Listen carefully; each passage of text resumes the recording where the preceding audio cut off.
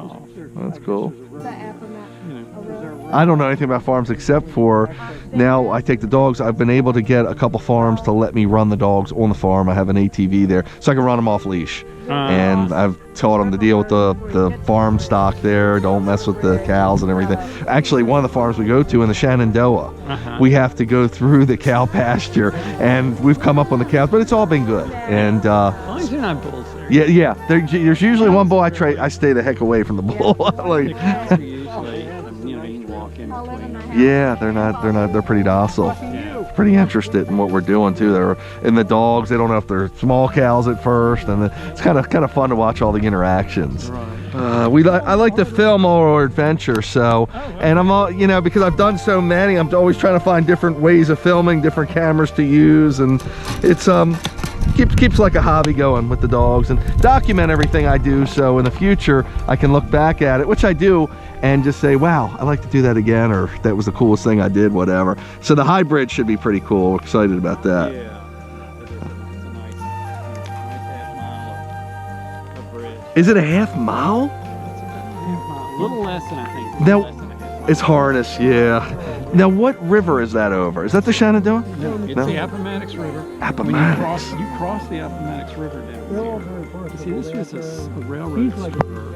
This was an engineer in the early 1800s. That's when they started constructing. And the bridge that's there is actually on trestles. It was built in the 1900s because it had a lot of.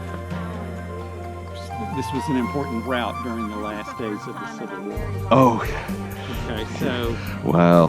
you know, there was a wagon. There, if you look to the right when you go across the bridge, you'll see some brick trestles. Oh. I don't know. I can't remember the words you use for those, but you know, those brick standards that are huge. Right. They were for the original bridge. Oh, And the wow.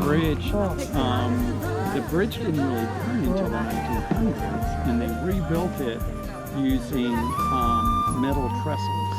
Oh, really? And but they tried during the Civil War. What happened is that the Yankees were trying to cut off the retreat, and so they had a contingent that came and tried to burn the bridge. Oh, wow. So the Confederates who were camped out nearby repulsed them. And then when the army came down through Rice and also through Sailor's Creek and converged and were coming across the bridge, when they got across, the Confederates tried to burn the bridge from that side. Wow. To keep the Yankees from chasing. How interesting. And they were not able to get it burned. They got it on fire, but they were not able to burn it. Oh. And so River Road, which is the road that you'll cross before you head down to the bridge, they came up that road and headed out and had skirmishes up that way, and then it was in town, and the police sued for surrender, and they got it out from there. So this was the last few days Wow. of the wars, the history that's... How interesting. How interesting. Gotta change this out. That's wild. Anyway. I'm all interested in history. I mean, that's one of the reasons I like doing this stuff, but it's just fascinating. I did. Of course, it's directly in the sun. Yeah, I know. I was taking a picture too. Sometimes it's cool if you can get it right. It looks backlit, but it's hard. But you're welcome as we get going to, you know, follow us a little bit and take pictures if you can get it better from the side or whatever. But I know it's a tough time of day. Well, Tamer, you stand there. I'll take one of you guys. You don't want to be famous, right? Oh, yeah, I call myself the WooFDriver, W-O-O-F. Yeah, because like on a real sled dog team, they call it a dog driver. So, and I'm not doing this for any kind of competition or anything. So I just having fun, and I also call it driving at the dog's passion and instinct, whatever.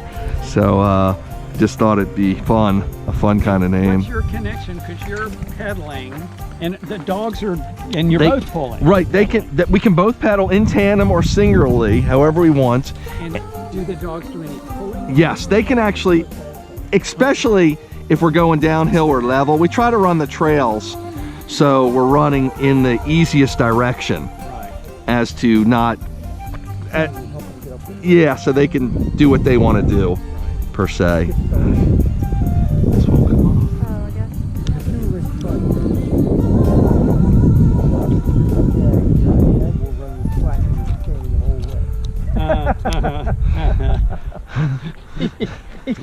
What about the old lady over there? She'll pull that nervous energy. She was one I rescued. Another family had her, and she's so stubborn. It's typical Husky, and so hyper that the family couldn't really take care of her well. They didn't have a good way of training her. So I was able to come along, and because I've learned from a canine Schutzen, which is protection work, which they do for police dogs and military dogs. I learned from him, so I knew how to handle her, how to train her well, and she needed an outlet for her energy to get it flowing in a positive direction.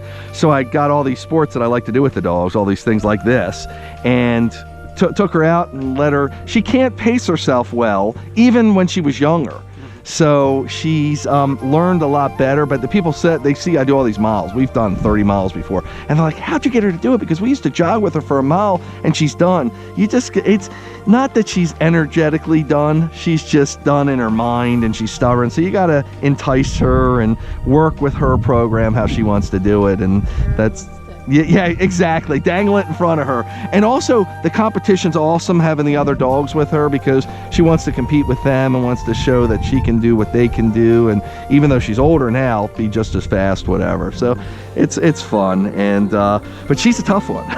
And she's the only one I haven't had as a puppy. All my Huskies, which has been pretty much all my dogs I've had my whole life, I've had as puppies. So I've been able to manage them and train them the way I want to do it. And she's the only one I have, and she's been a little more difficult. Probably she was raised in a loving family. It's just a lot of dog for someone that doesn't know a Husky breed. So that was how that came about. Yeah, he likes to chew his harness.